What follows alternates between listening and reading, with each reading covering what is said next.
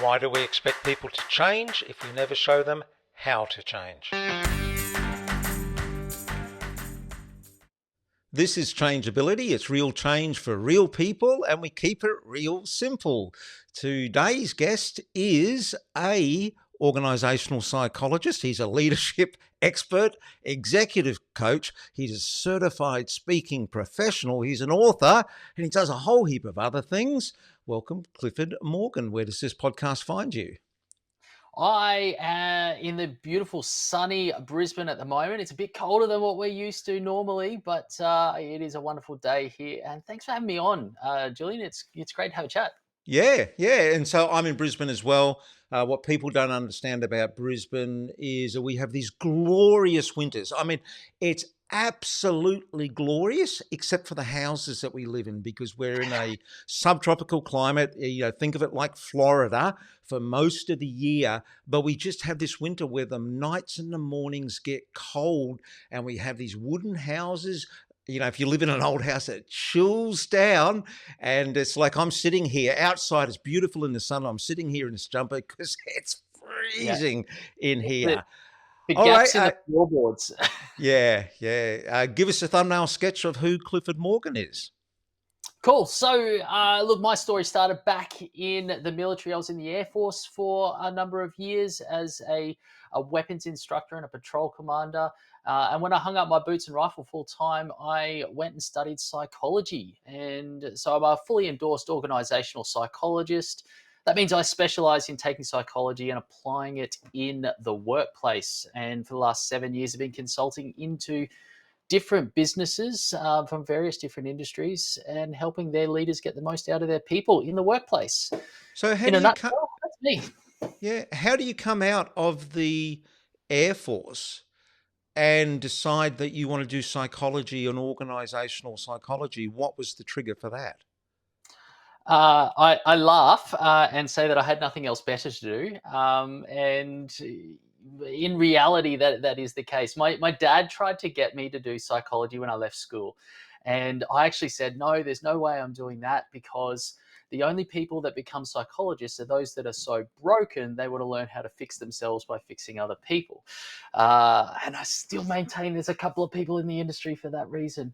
But I went away and had my career in the military. And then when I decided it was time for me to get out. I could have stayed in. I loved what I was doing, but I knew the longer I stayed in, the harder it would be for me to make a change, to get out and do something else. And so I bit the bullet, did what I advise everybody else to do, and that's get out without a plan.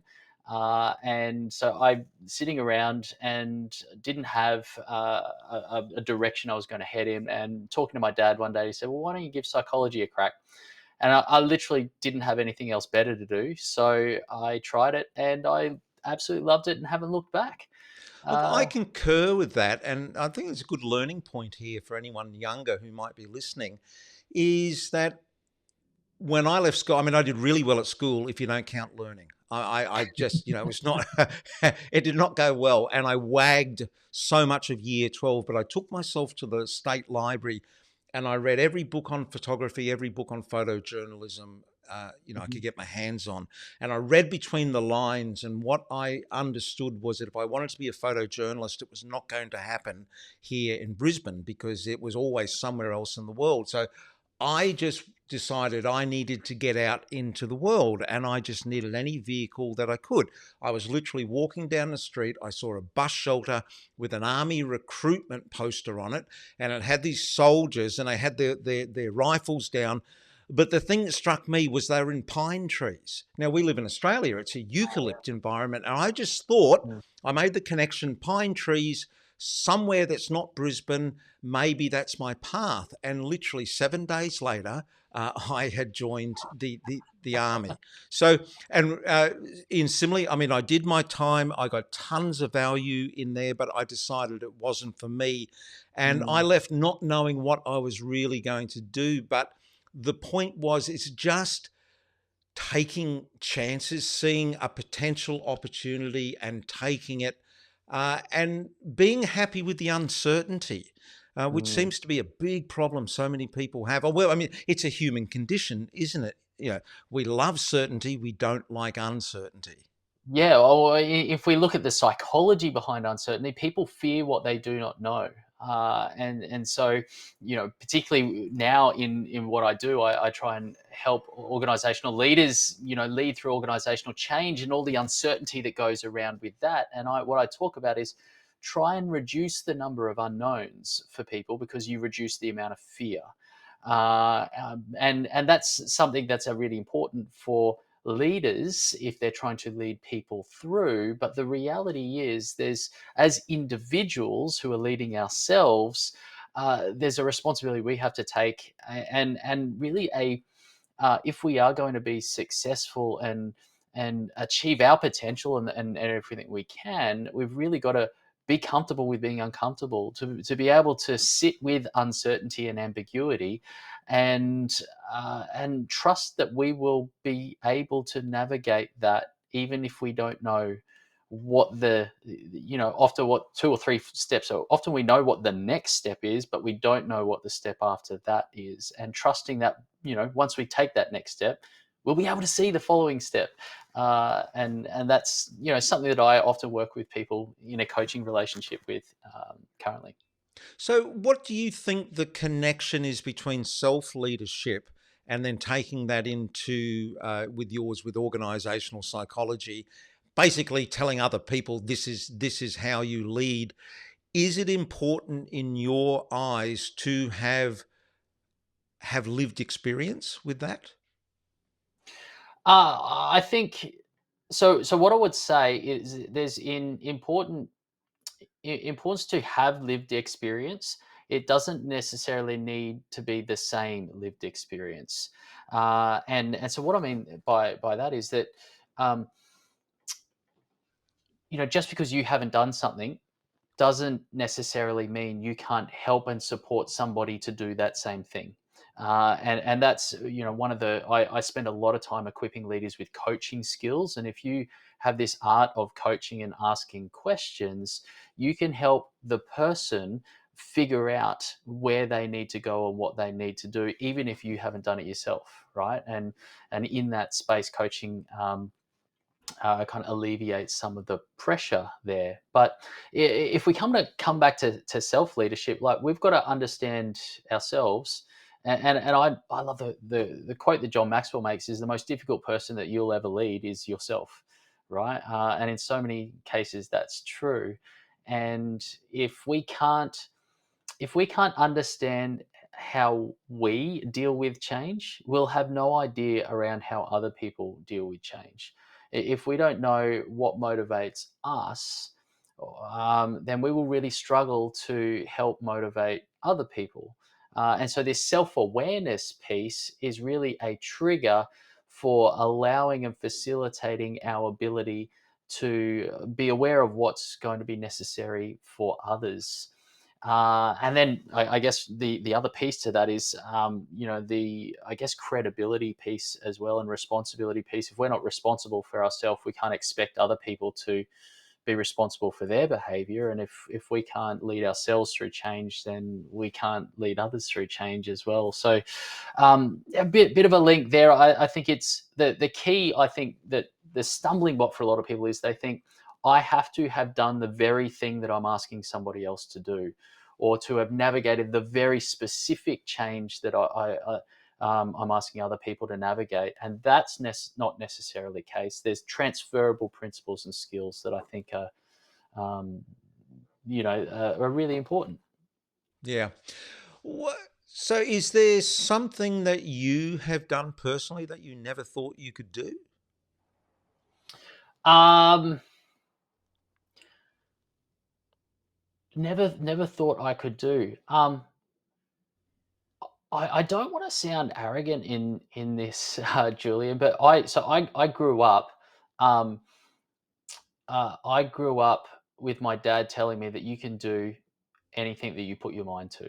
And I'm really blessed with that. And that messaging has always kind of gone through. And so I'm very confident in my ability, if I choose and dedicate enough time and effort to chase something, that I'll be able to achieve it.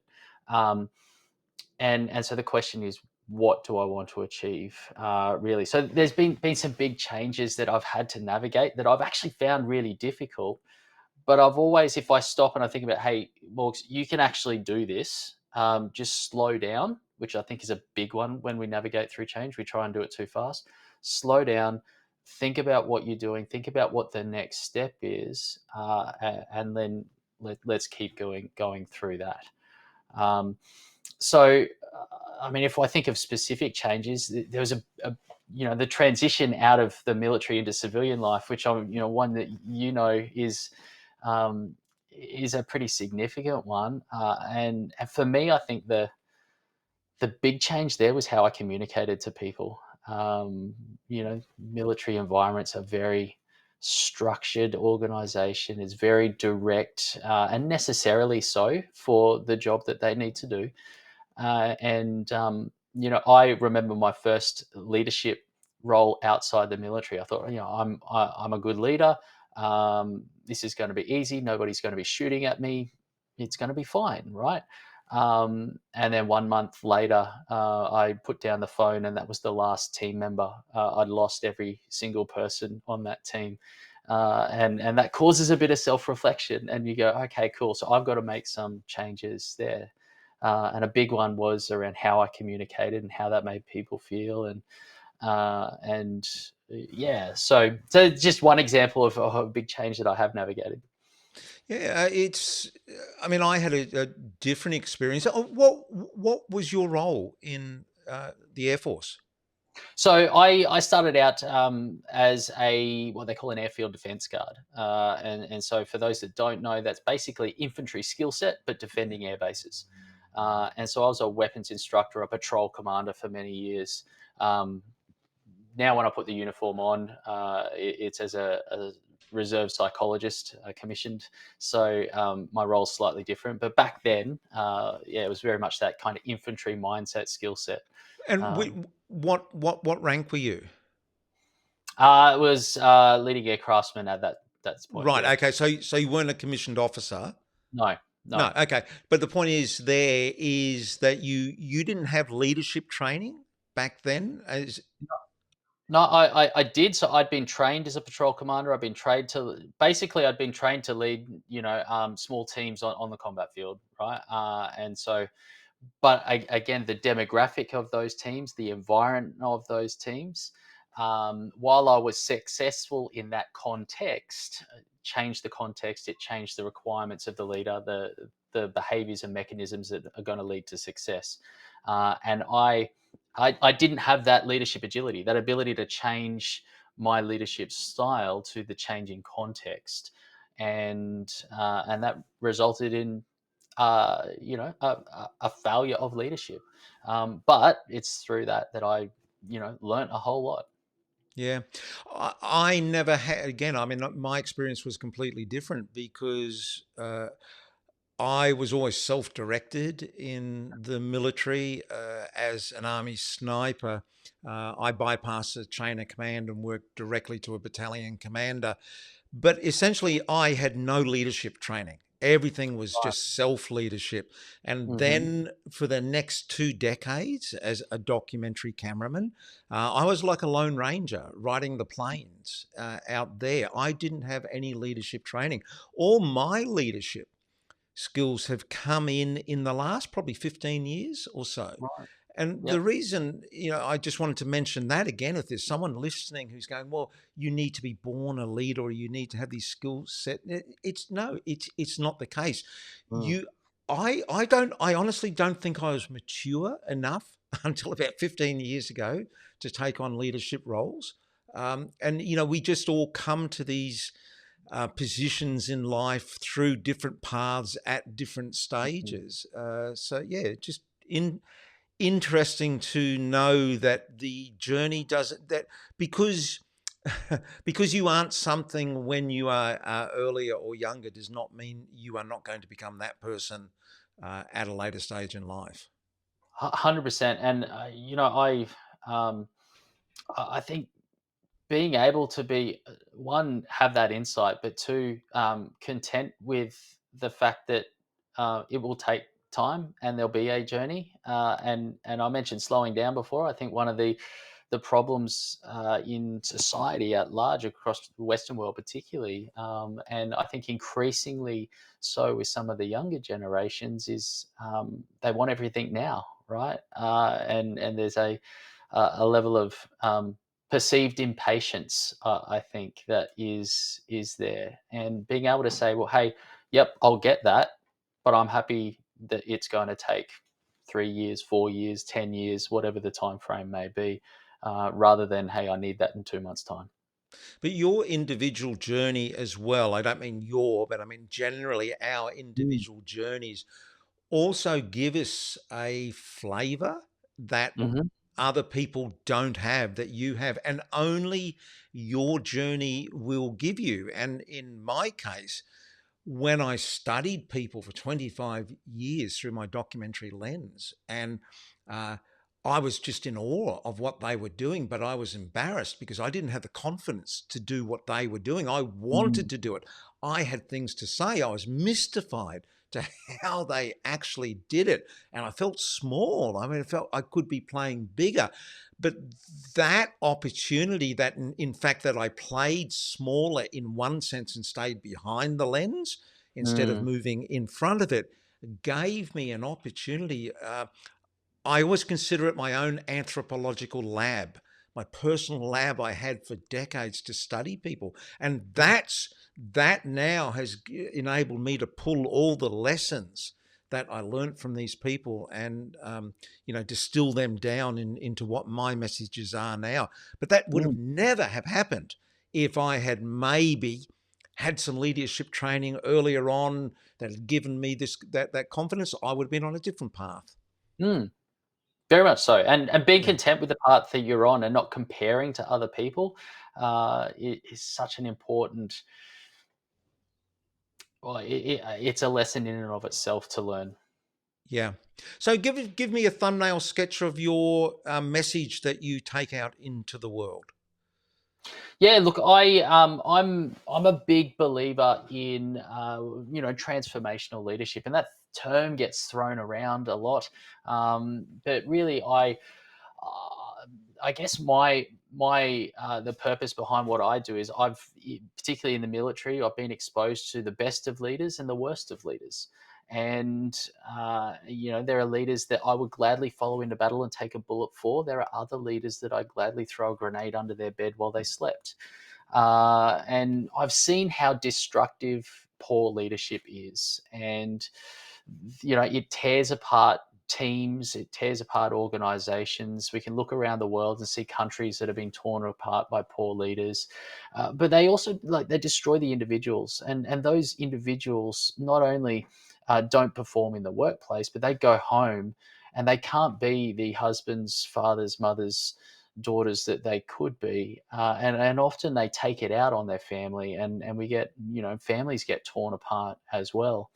But on the flip side, I've seen how beneficial good leadership can be, how it builds people up. And good transformational leadership is really around leading people in a way that transforms them into better versions of themselves.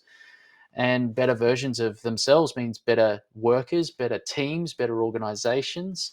But more importantly, for me, the better people then go home and be better husbands, fathers, mothers, daughters, and we get stronger families, more connected communities, and ultimately a better world. So for me, I'm all about how do I, uh, you know, um, I war against the perpetuation of poor leadership is one of the things that I say, and how do I make people better leaders, really focused on leading in a way that develops and grows people, which is why I have such a heavy kind of focus on coaching and coaching skills for leaders, and that side of things. So for me, I talk about helping leaders become luminaries, people who light the way for others, who are high performers, and luminaries stand on the shoulders of giants. They recognize that, and they want to elevate people to stand on their shoulders. So that's kind of some of the core philosophies that drive me and the work that I do. Well, there's so much similarity. In fact, I mean, apart from the syntax in there, that has pretty much essentially what I do as well, because I read this quote from your LinkedIn profile. You said, I believe that people are more brilliant than they know they are. Sometimes they just need a little help to realize this in order to fulfill their potential. And Yeah. that just struck me, that because that's what I do. Is I just get out and with the simple eloquence of experience that I've been through, just tell people, you know what, this is not as hard as you may think it is.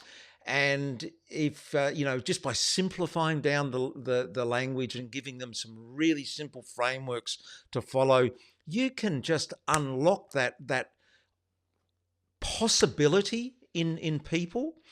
And as you were saying, then that is like a ripple effect that ripples out within themselves, within the people at their work. Then they take that home to their families and their friends, and it goes on. And it's such a powerful thing to do.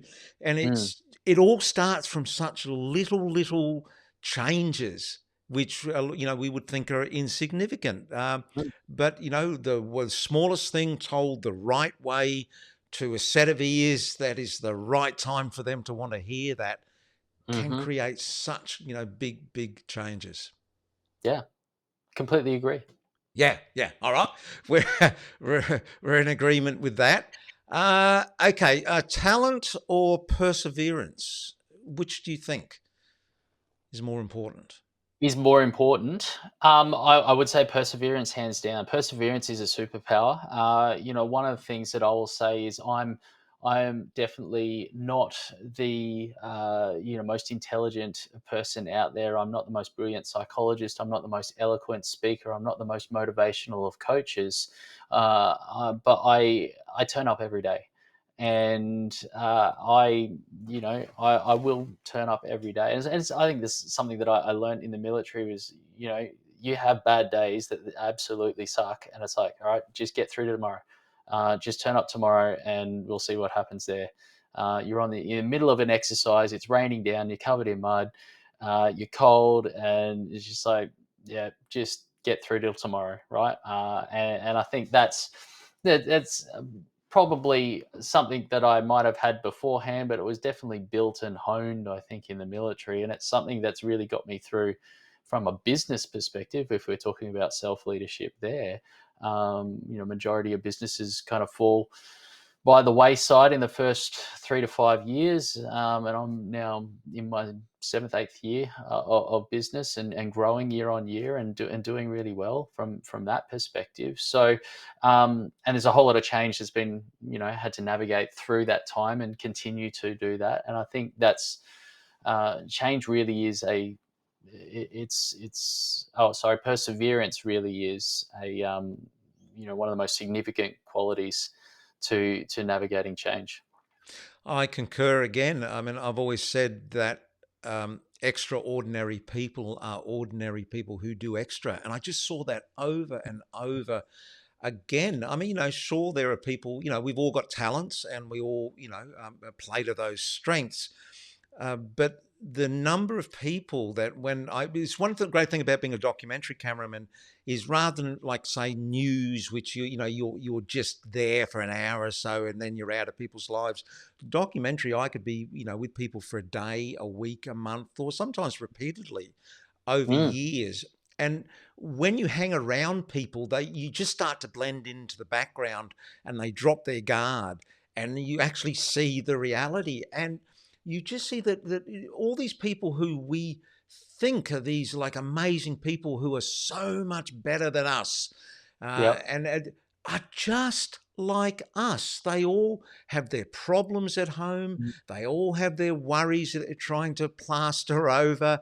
They but the thing that struck me was that when we would say, "Oh, can we come and shoot a sequence with you, like a scene with you?" yep. Say Wednesday night. Oh, sorry, I can't do it Wednesday night. I'm doing this on Wednesday night. Oh, how Hmm. about Thursday morning? Oh, I can't do it Thursday morning either because I'm doing this early on Thursday morning. And it just struck me that they're relatively ordinary people, but they are just willing to do extra. And Yeah. and that is, I think it was Woody Allen who said, that 85% of success in business is just turning up. And Yeah. it was what you were pointing to as well. Well, I love, there's a quote that I think it's James Clear, the author of Atomic Habits, has. He says that uh, extraordinary decades are made from ordinary days, or Yeah. ordinary days, accumulate to create extraordinary decades, or something like that. And it's like, there's so many times I'll get to the end of the day and I'm like, oh, that wasn't productive enough. I haven't done enough, hadn't made enough phone calls, I hadn't coached enough people, whatever it is. And I just sit there and go, yeah, but you turned up, right? And if you keep turning up for 10 years, then you'll be in a far better place. So Yeah. Hey, look, this is, I like to keep these brief. So, mm. Clifford, if people want to connect with you, where can they connect? Yeah, so LinkedIn is probably the easiest place for me. I'm fairly active on there. So if you're just looking Clifford Morgan CSP at LinkedIn, you'll find me there. You can go to the website, either cliffordmorgan.com or lumian.com.au. Lumian is our business that we run. And so they're probably the main places to connect if you want. I love to answer questions and potentially grab coffee with people and connect a bit more than just a press the button and connect side of things there. But if anyone wants to reach out, please do. All right, Clifford, it's been great. Stay well. You too.